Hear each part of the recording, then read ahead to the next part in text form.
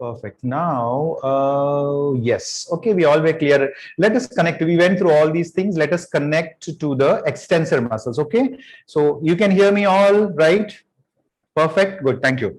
Okay. So extensor, I told about superficial, deep, and the deepest. Okay. We came to a conclusion that all those muscles are connecting, the muscles are connected to the occipital bone, clavicular, anything that is taking my head back, all the muscles are behind. Okay. And what is the work they are doing? Mostly they are giving extension, okay, lateral flexion, lateral extension, and rotation. Okay, this is lateral flexion, lateral extension, okay, rotation, and definitely extension. So we saw that all the muscles mostly are doing the same job, somewhere up, somewhere down, but doing mostly the same job. That we went deep cervical, semispinalis, okay. We went through the multifidus, we talked about it, semispinalis, we went through this. Then we came to the deepest and we stopped here, right? We stopped here at the deepest. Let's go from here. Okay, so the deepest suboccipital muscle. Now, this is the muscle we want to stretch. We talked about it, hyperextension stuff. Okay. Now, these are the deepest muscle. These muscles are connecting to the suboccipital. Very small, very thin, but these are the muscles that are getting hyperextended. These are the muscles that are getting tight. Okay. And we need to work on the rectus, capitis, posterior, major, minor. So you don't, as I told you, you don't need to remember the name.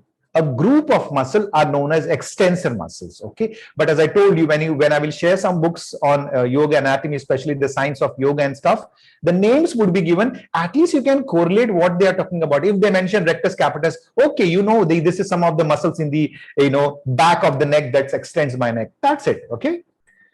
Okay, so what is the work? Once again, it is connecting to the C2, right? Cervical spine to spinous process. That is, now it is in the center. If you see the image, it shows in the center where it is connected to the suboccipital. So what is the work of origin? The origin pulls the insertion, right? It's here connecting to the suboccipital. It will always do this movement. But remember, this movement is very subtle. So if you are doing something like this, more than the superficial, the deep muscle starts getting pinched, especially at the atlas and axis, because C2 is what? C2 is your axis. Atlas, C1 is the atlas, C2 is your axis, right? Atlas and axis. Now, if most of the time the culprit is C1 and C2, 70 to 80% of the time, the only thing that you need to do is stretch these muscles. You're definitely going to strengthen, but very important in stretching these muscles.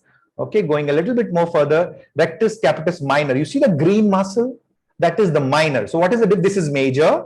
This is minor. That's it. What is the job? Once again, now it is connecting to the atlas. Got it? Previous one was connecting to the, there it is, previous one, to the C2, right? This is connecting to the C1, atlas, right? Atlas. Got it?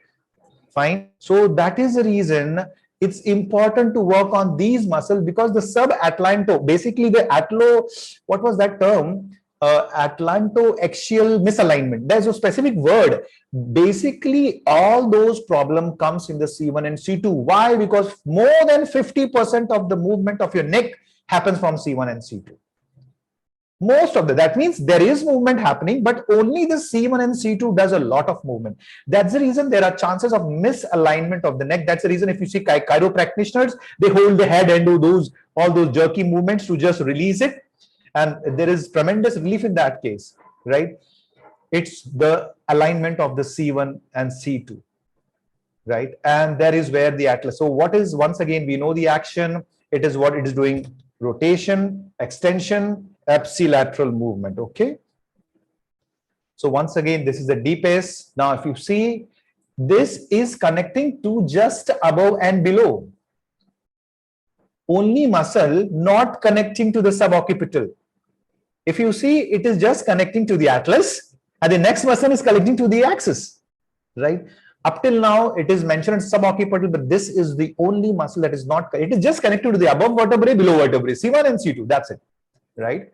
So C1, atlas, C2, axis. right? Very small.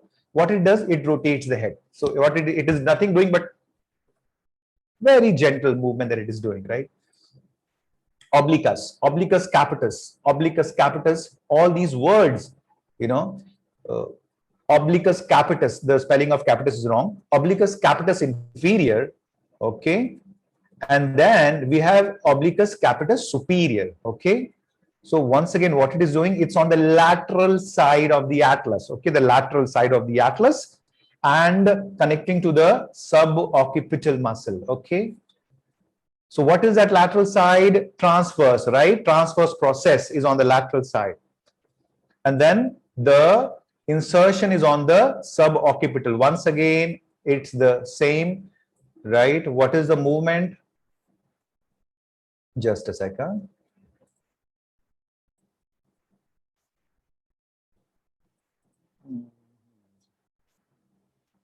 So it is rotationing of the head, extension, rotation, and apsilateral movement. Also, like this muscle pull this side and this side, also known as lateral flexion also, but this is an anatomical term being used. Okay. Now, if you see, to make it clear, this is what it happens all the time when you are doing the head like this. We think the flexion is happening below the C5, C6, C7, but actually, when you put the head forward, the head doesn't go down like this. The head will try to balance itself by going like this. You know, if I'm watching a mobile, even this will be something like this after some time. Everything would happen on that. So basically, when you do this, as I told you, it is happening an extension, right? And what we need to do is chin tucks, all the time, chin tucks. As I told you, 70 to 80% of the problem is solved when you start aligning the cervical spine. You don't know if someone is having a back pain or neck pain or, you know, radiating pain, you know, anything. The first thing, you take it as a SOP, standard operating procedure. Start with neck. Let me align the neck. Because only if your neck is aligned, you can think of doing Sirshasan. Imagine the person is into a forward head posture and you said, okay, Sirshasan is very good. If the student does, he will feel so nice. You don't realize that he's into his forward extension. The cervical spine is not aligned. The pressure is somewhere else. A specific disc is being pressed more. And then you did Sirshasan, even with the support of the wall. Even with the support of the wall, it is disastrous. It is death and destruction.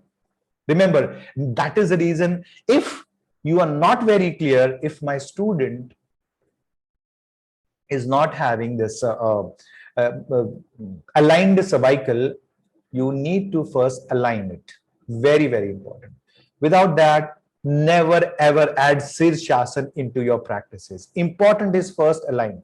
You never know when that problem, it's very simple understanding, because one side of the disc is being pressed more. I told you, any movement like extension, what is happening? The disc is not equally pressed. One side of the disc is being pressed more. Now you did a Sirshasan, the pressure was more. You never know, you might have a disc herniation because of that, right?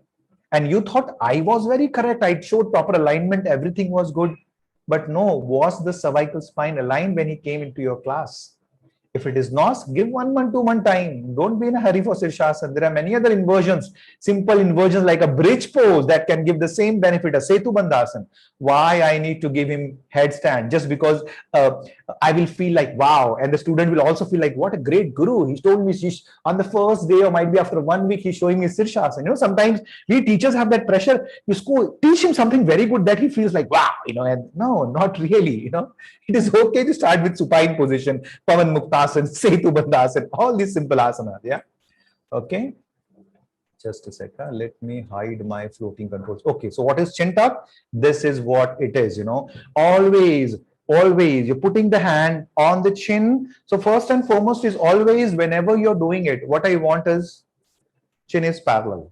First important criteria, chin is parallel, vision is parallel to the floor. Once that is there, imagine the head is like this. What you're trying to do is, keeping the vision parallel, you're just trying to push it back. This is one. This is one. Second is what? After pushing it behind, pull a slight flexion, as if This was my position. I came back and I did a yes. I did a yes. That's it. It is not yes. There's a difference. Okay. I want parallel vision back. I take my chin behind. And what I do, I can hold my head or my hair behind, push it in, push it behind, and give a traction like this.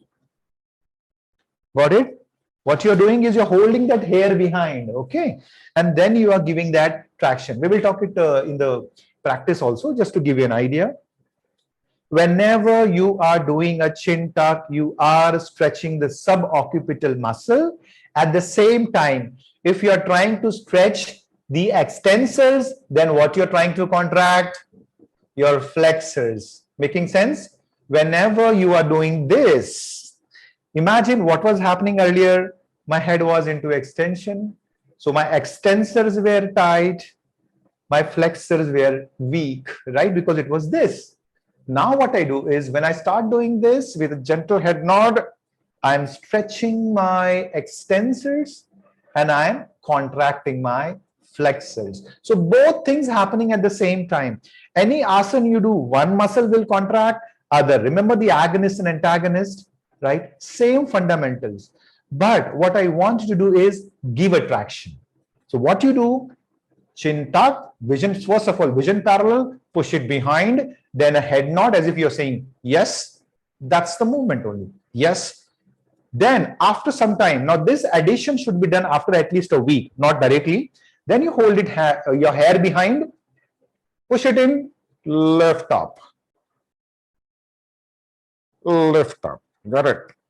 This movement I always add in my class. Always. Make it a point. Okay, so that is what, because you are stretching the deepest muscles of your neck extensor, that is always tight. In general, it is always tight. Okay, normally. Okay, so that is what you need to be very careful about this chin tuck, that you make it a standard habit. All the asanas that you're doing, whether it is Tadasana, Bhujangasana, everywhere, make it a point that you are doing a chin tuck. Very important, okay? So always make things very clear, okay? So forward head, okay, just a second, too much fast. A forward head posture chronically extends the neck, weakening the deep flexors, okay, as well as tightening the suboccipital muscle, that is your deepest extensors, okay? So that is the reason, always be careful about the deepest muscle, that is your extensor muscles, that is connecting to the deepest of the atlas and axis, right? Now, if you see, we'll talk about these later on when we are doing the practices, okay? Strengthening, when you will strengthen, what you will do, okay, and stretching, all these things are there in the list, so we will do it once. Let me finish the extensor, the flexors and the laterals, then we will do the practice also of these asanas.